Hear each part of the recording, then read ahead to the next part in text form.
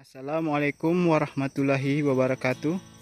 Apa kabar teman-teman semua? Semoga teman-teman semua dalam keadaan sehat walafiat dan dilancarkan rezekinya oleh Allah Subhanahu wa taala. Amin. Oke teman-teman, kali ini Bang Asdin membuatkan video ya. Ini sambungan video dari video yang kemarin Bang Asdin upload ya, yaitu penyebab sawit stres. Jadi ada 5 penyebab tanaman kelapa sawit itu bisa menjadi stres. Kalau kemarin yang Bang Asdin upload adalah 3 akibat apabila sawit kita stres ya, mengalami stres. Dan sekarang Bang Asdin akan berbagi pengalaman tentang apa penyebab sawit itu bisa stres. Jadi ada 5 penyebab sawit itu bisa stres ya. Jadi penyebab yang pertama yaitu penyebab pertama atau yang ke-1 adalah jarak tanam yang terlalu rapat ya. Jadi penyebab sawit teman-teman itu bisa mengalami stres adalah jarak tanam yang terlalu rapat. Di sini teman-teman bisa lihat di video ini ya, bagaimana tanaman sawit di sini itu jaraknya sangat-sangat berdekatan atau sangat-sangat rapat ya. Ini ukurannya hanya sekitar 5 kali 6 ya.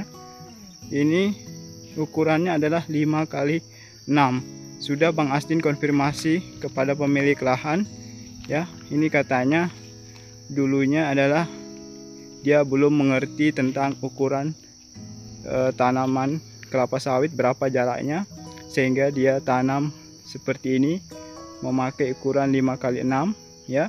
Akhirnya teman-teman bisa lihat ya, sawitnya itu sangat-sangat hampir kebanyakan tidak memiliki buah ya. Sawitnya cepat sekali tinggi ya, tapi buahnya tidak ada ya. Bisa dikatakan dari 10 pohon hanya ada 2 yang memiliki buah, itu pun buahnya tidak full keliling tapi hanya sekitar 1 ya.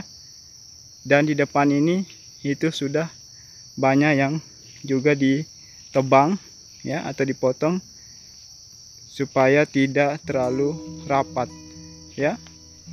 Ya, jadi itu penyebab yang pertama adalah jarak tanam yang terlalu berdekatan. Jadi kalau teman-teman ingin menanam sawit, silakan teman-teman perhatikan jarak tanamnya.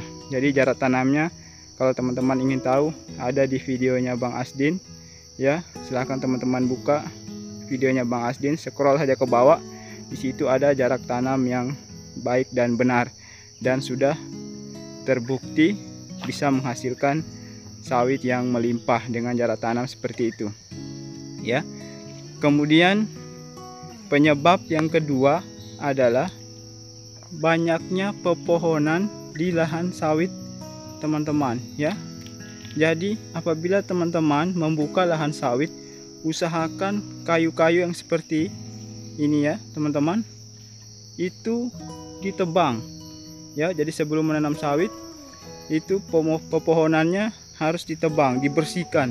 Usahakan tidak ada pohon di lahan sawit itu. Nah, bagaimana nanti sawitnya Bang Asdin? Kan apa tidak akan mati karena tidak ada tempat sombarnya ya. Jadi sawit itu tidak butuh tempat sombar ya, tidak butuh tempat berteduh. Jadi dia lebih suka lahan terbuka ya. Jadi kalau banyak pepohonan seperti ini, itu cahaya matahari akan kurang masuk ya. Bisa dilihat ini sawit ini ya teman-teman, sangat gelap karena banyak sekali pepohonan.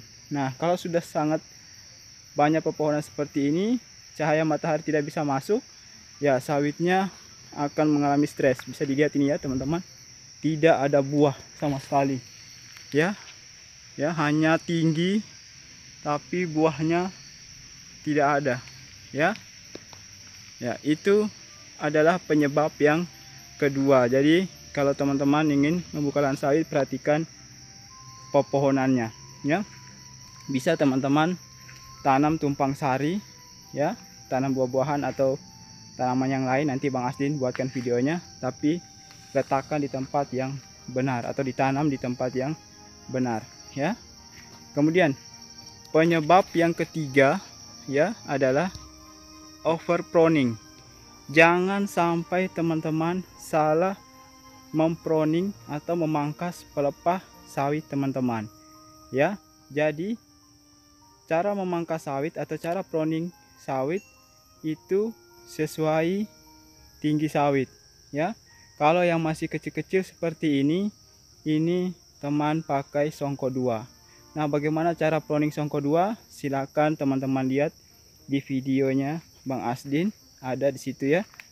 Ya, silakan teman-teman scroll ya ke bawah. Di situ ada teknik pruning songko 2. Kemudian, kalau yang sudah tinggi-tinggi seperti ini ya, sudah egrekan ya, itu memakai teknik pruning songko 1. Nah, bagaimana juga cara atau teknik pruning songko 1? Silakan teman-teman lihat di videonya Bang Asdin ya. Sudah ada Bang Asdin buatkan. Silakan teman-teman cari saja. Di situ ada teknik pruning songko 1 khususnya untuk sawit yang sudah tinggi-tinggi atau sawit yang egrekan. Itulah penyebab yang ketiga ya teman-teman, overpruning. Jadi jangan salah pruning sawit. Jangan sampai sawitnya teman-teman yang masih kecil ya, yang masih dodosan kayak ini ya, di depan ini, itu teman-teman buat pruning songko 1 atau bahkan teman-teman gantung buahnya seperti ini ya. Ini bukan pruning songko 1 lagi, tapi buahnya sudah digantung ya, sudah tidak ada pelepah di bawah buah ya. Nah, itu juga akan membuat sawit teman-teman stres atau bahkan sampai di pucuk-pucuknya dipangkas ya teman-teman. Nah, jangan sampai salah pruning sawit atau memangkas pelepah sawit. Kemudian penyebab yang keempat adalah seringnya teman-teman menjatuhkan pelepah setelah sawit teman-teman di pruning ya. Itu kesalahan yang keempat ya teman-teman, penyebab sawit stres yang keempat. Jadi apabila teman-teman sudah melakukan pruning ya, jangan teman-teman menjatuhkan sering-sering menjatuhkan pelepah, khususnya untuk sawit yang masih kecil seperti ini ya. Jadi sawit yang masih kecil seperti ini itu teman-teman lakukan pruning songko 2. Setelah teman-teman pruning, begitu panen ya, jangan teman-teman jatuhkan pelepah lagi ya. Itu apabila teman-teman lakukan, sawit teman-teman akan menjadi stres. Boleh teman-teman menjatuhkan pelepah, tapi minimal setelah 1 bulan atau 2 bulan ya, atau rotasi panen setelah 3 sampai 4 kali panen ya. Itu baru boleh teman-teman jatuhkan pelepah.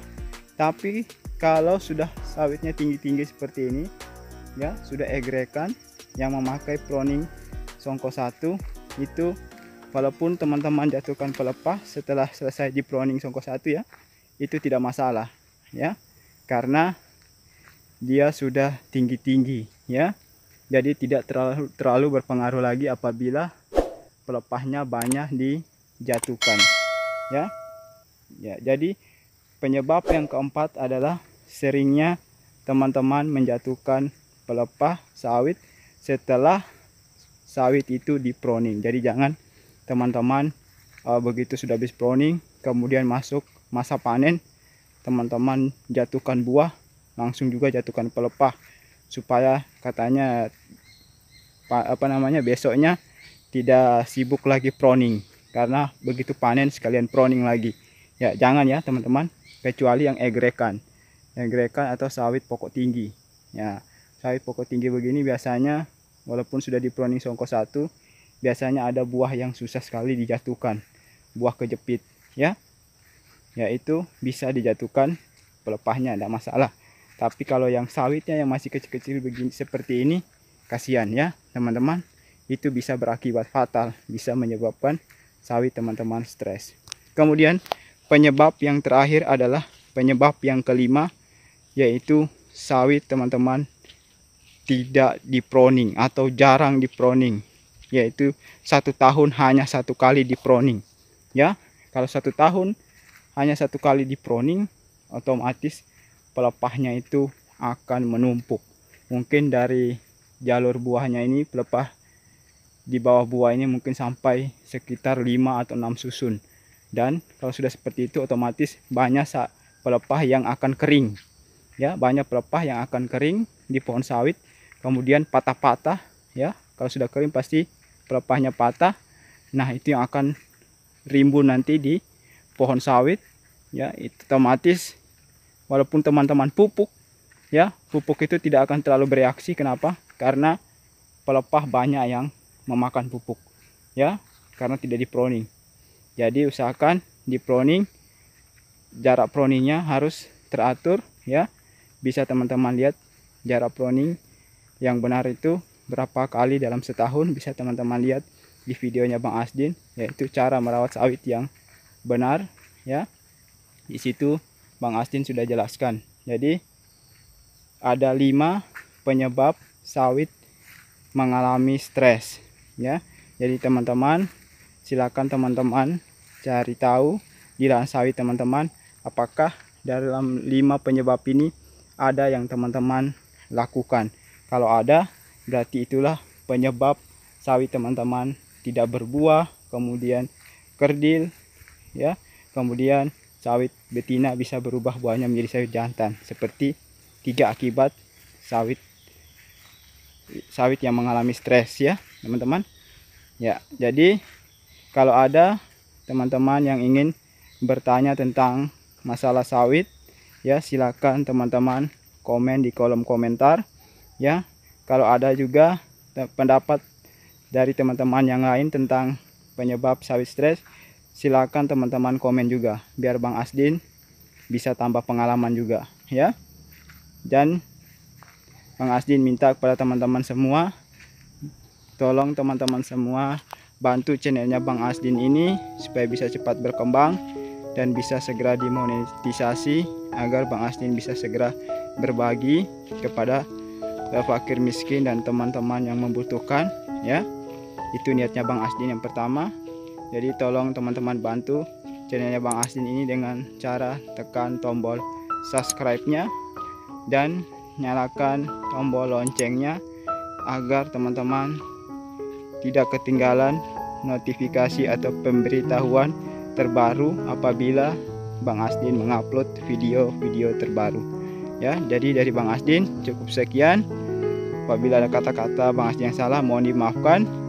Wassalamualaikum warahmatullahi wabarakatuh. Salam tandan berduri.